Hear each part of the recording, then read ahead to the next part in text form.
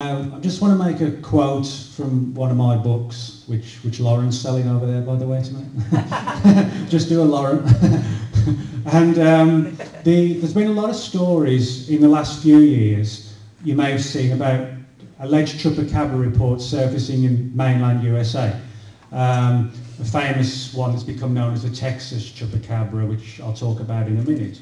Well, there's one story that I was given a couple of years ago, which I'm just going to quote, because it deals with a case in Florida, which the witness gave to me, and I'll quote his exact words for you, excuse me.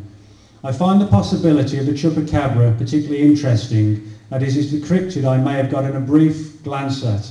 During the Florida drought of 2001, I lived on a farm. Many of the trees were in great distress because of the heat and dry conditions.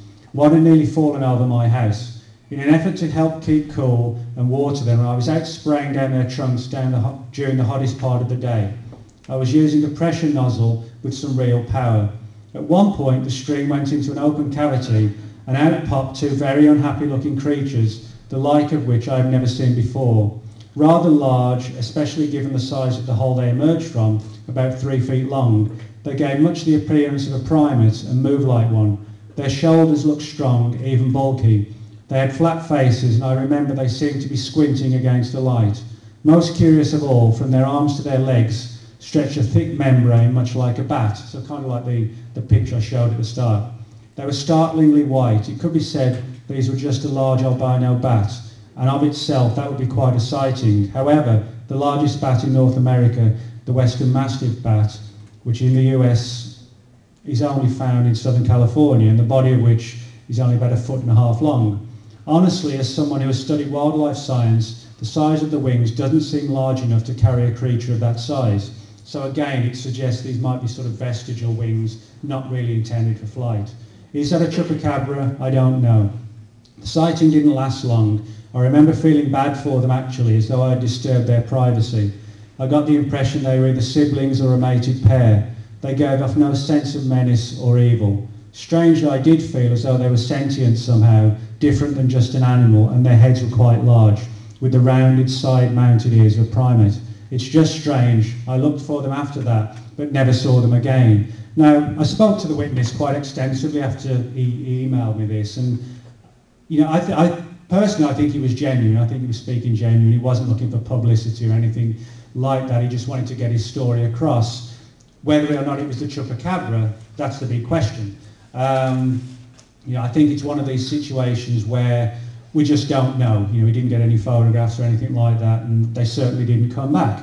So, you know, we're left with an open question as to, has the chupacabra moved from Puerto Rico to the US? And if so, I guess the big question is, how has it done that? You know, if some of these stories about them being transferred to America are true, maybe that's how it happened. But certainly the most famous one in the last couple of years has become known as the Texas chupacabra. That one's me, by the way. That's actually the skull of one of the animals that's become known as the Texas chupacabra.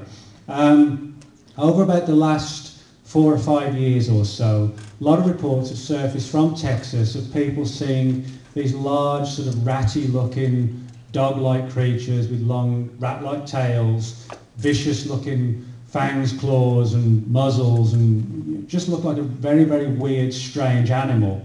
And they have been reported attacking livestock. And because of this, a lot of the Texas media picked up on this and thought, well, hang on, you know, this sounds like the chupacabra.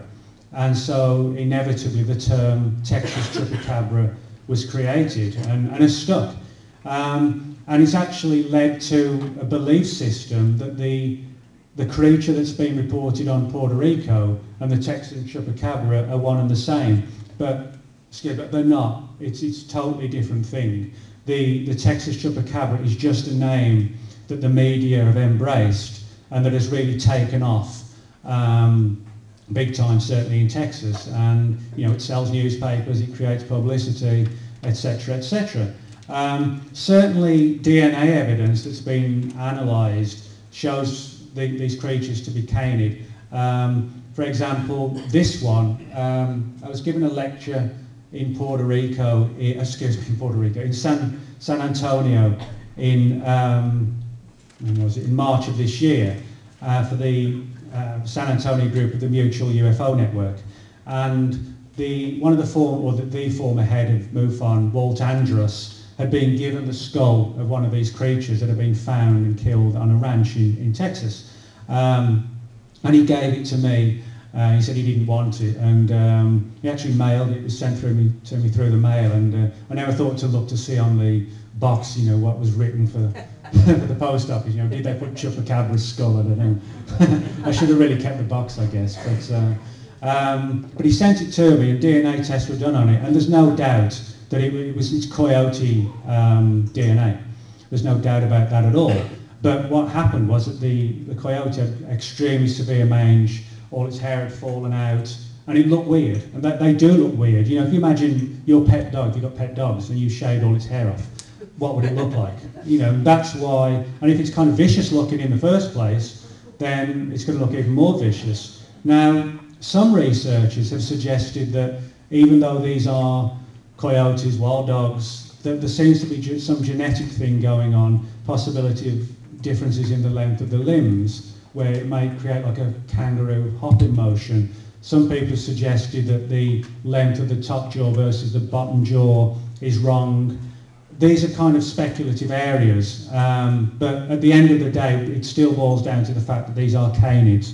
They're not an unknown species of animal. They're just animals that look strange. But again, you know, on the island of Puerto Rico, with the way in which the Puerto Rican people and the media have embraced the Chupacabra legend as a catch-all term for everything, that's precisely what's happened in Texas. So the Texas creatures aren't an unknown type of animal, but there may be a few unknown things going on with respect to why there are now so many of them being seen, killed, why so many of them are afflicted by this strange mange, and why also there could be some genetic changes going on. Nobody's really sure why that should be the case. So, you know, it can still be considered like a cryptozoological mystery in that respect. Now, it's interesting that there are also reports from other parts of, for example, Latin America and South America of animal mutilations, animal killings that potentially also could fall into this same category, the idea of the Chupacabra being on the move, so to speak. You know, all the reports suggest that this isn't a flying creature like Mothman or something like that. But then again, you know, who knows? That theory has actually been speculated upon, that, you know, these things could actually take to the skies and migrate. You know, who knows? It's, you know, it's a strange enough mystery to start with. Maybe there are even stranger aspects to it that we don't really know about. Actually spoke with a guy just recently who had a theory that he thought that a lot of the so-called cattle mutilations that have been reported across the US for years, he felt that there might potentially be a tie-in there. Now, certainly with the cattle mutes, they seem more kind of scientific, as if they're done with surgical precision, rather than the work of a random attack by animals. But then again, you know, we just don't know. There could be a tie-in. Certainly organs are removed, blood's removed in the cattle mutes. Also, there have been a lot of unexplained animal attacks in England. So who knows, you know, is this a cultural phenomenon that the rest of the world hasn't recognised, it has in its midst? And we just presume it exists on Puerto Rico. Yeah, I'm just not sure. I think it's one of these things where we need to just keep looking for the answers, and that's why I think it's important to keep doing investigations, go back on site and look for these things, because I really think that is the only way we're going to get the answers, if we're going to get the answers. So I hope that's kind of given you an insight into what's been going on the island of Puerto Rico, to an extent what's still going on, and, you know, hopefully in the future we may have a few more answers rather than a lot more questions, which unfortunately is one of the things we get in cryptozoology. We get out there and we end up with more questions than answers. But we're planning another trip back next year at some point for about 2 weeks, and try and get some more witnesses, follow up on some new leads, including one from a guy who saw one of these creatures in the early 1990s, and who said that it unfolded these wings that kind of reminded him like a classic pterodactyl type thing with really wide wings that certainly would allow it to take to the skies. So, you know, I think things like this, if we can follow up on them, could potentially help us get some answers. And one thing I did want to mention but forgot to mention is this issue that's prevalent in so many attacks where there's no sound, no disturbance. It's only the following day when the ranchers find their creatures dead. And we asked a number of researchers on the island why that could be, and they heard a number of stories that in theory the chupacabra supposedly had some sort of anaesthetic that it could, I guess, inject like a serum or something like that to anaesthetize the creatures before it attacked. Just very, very quickly, quick motion, you know, possibly with its claws, something like that, and with a stabbing motion, and they would be unconscious and they would be drained of blood or whatever while unconscious, rather than killed by tearing them apart. That was something we heard on several occasions, the idea that, you know, it had some sort of, I guess, hypnotic effect or anaesthetic effect over the farm animals. So, as I said, I hope that's given you an insight on why I think it's important to get out there and do the investigations, because as I said, that we can only learn so much from the internet or books, and it's, you know, it's like anything in life.